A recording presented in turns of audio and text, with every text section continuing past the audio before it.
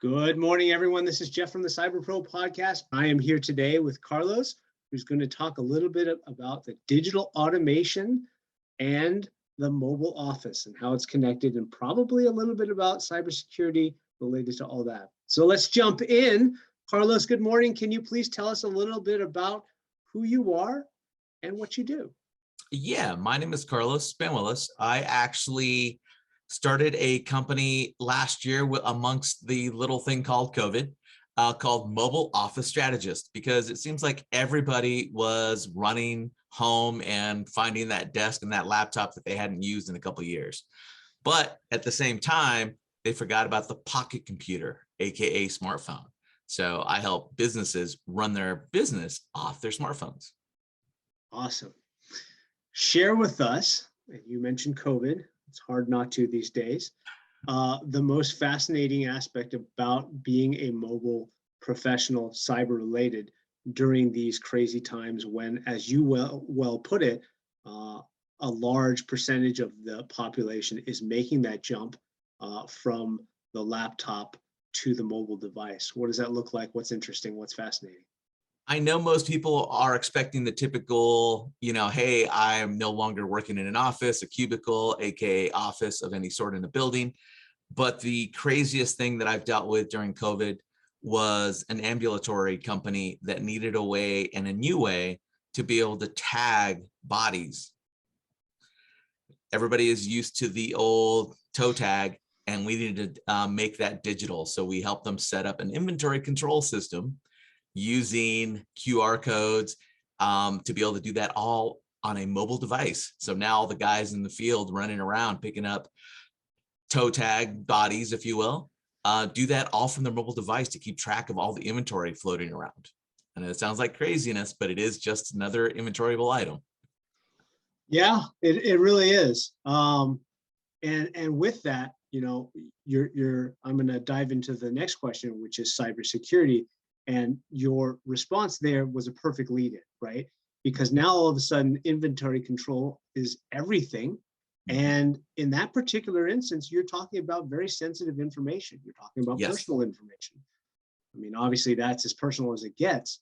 So when it comes to cybersecurity and mobile devices, what does that mean to you? What are we looking at today, and where do you think we're going?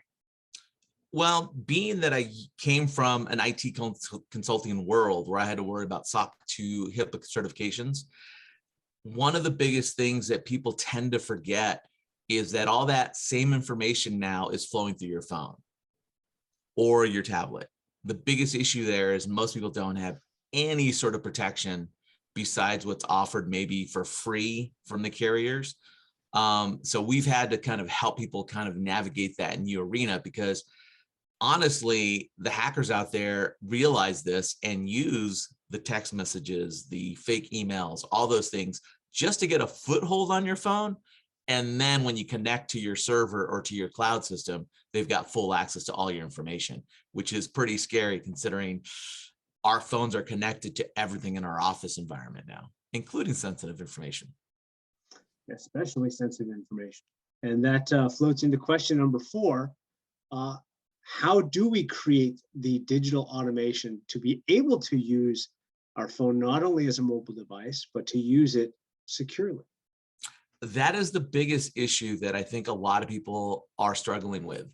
A lot of the larger corporations have the funds, obviously, to sit there and throw a bunch of money at it with a bunch of IT professionals. And the smaller companies are a little lost. And I do help more of the smaller and mid-sized companies to use mobile device protections, some of the software systems that are available out there. We even partnered with a full-fledged cybersecurity company where they handle the office, lock down the office, and then they hand it over to me to make sure and put the same protocols into place on the mobile devices so that way they're talking to each other. Again, it's all connected, yet people forget that it is. Yeah, you bring up a very interesting point when you said that large corporations have the funds to do it. I also believe equally, and I'd love to get your opinion on it, is not only do the big corporations have the money to do it, but they have the manpower and they have the governance to require their employees to follow any sort of guidance that they put out security or otherwise to remain compliant on their platforms.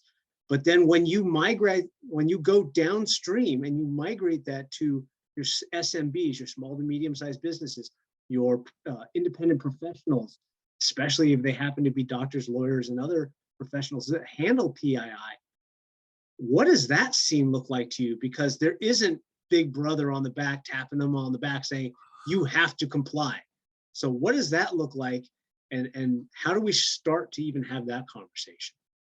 That is a tough one because I love talking to the small SMB clients, and education is the key, really. They don't think that they're going to get hacked because they're so small. The thing is, they're using the same information as that big corporation, and they're just as liable for it. Even myself, I have clients all the time. It's like, well, can't I just give you a credit card over the phone, Carlos? No. You have to go through our system, which is completely separate from our internals. I don't store any of that information on my own systems because I understand I don't have the big money to totally put a big safe that I can put all that and lock it down. So the small companies have to understand that, and they have to shift their ideas of how they protect their systems. And even the MDM, which again is not very expensive, but the implementation can be a little cumbersome. They go, well, I don't have to worry about. Can you tell us what MDM means for those of our viewers who don't know? Oh, mobile device management. Sorry. Mobile device management. They always kind of give me the same response. Well, I trust my employees, and I go, well, what do you do if one of the employees loses their phone, or, somebody gets their hands on it at a bar or at a restaurant? Again, that information's out there. And since it is your phone, technically for the business, you're liable for that data loss. And that's the tough part. You have to be nice in explaining that. And some people still don't do it. And, it's not a matter if or when, it's a matter of if now when these people get hit. I've had in the past 3 weeks, 3 different clients that had, and this is a new one for me, cryptojacking software on their smartphones that was using it to mine cryptocurrency. And I was like, okay, this is crazy to me because this is a new one on me in the past month.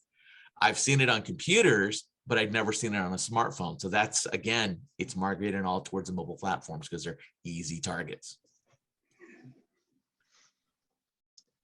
All right, so I'm going to end with this question. We know that when it comes to hackers, things move at an exponential rate, both on all platforms. So for somebody who's a beginner, where do they start? I think really the big question for, and I'm going to say SMBs, is to really look at the data that they get from each client, right? If you have to worry about whether that is HIPAA or SOC 2 compliant or ISO compliant, then you've got to start looking at ways to protect that information. If all you're getting is publicly available information on a client, then it's not as big of an issue. So that's, I think, the biggest first question, right? If I can go on Facebook or Google and find out the information that you have on me on file, no biggie. But the second you got social security numbers, credit card information, yeah, there's a little bit more of a concern now, because once that gets out there, again, you're liable for that data loss. I think that's a good first question. Hey, for those viewers of ours who want to learn a little bit more about you, Carlos, maybe your company, what you do and the services that you provide, what's the best way to get a hold of you? Easiest way is going to our website. It's Mobile Office Strategist.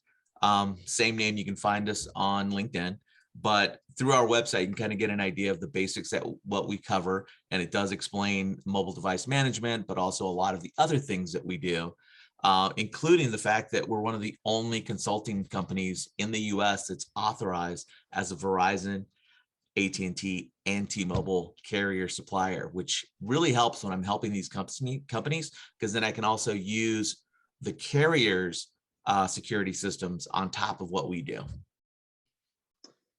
It's the Wild West, my friend. Thank you so much for your time, Carlos. Be well and happy holidays. Thank you. Thanks for watching the Cyber Pro podcast and being part of our community. We really appreciate it. We have more episodes here.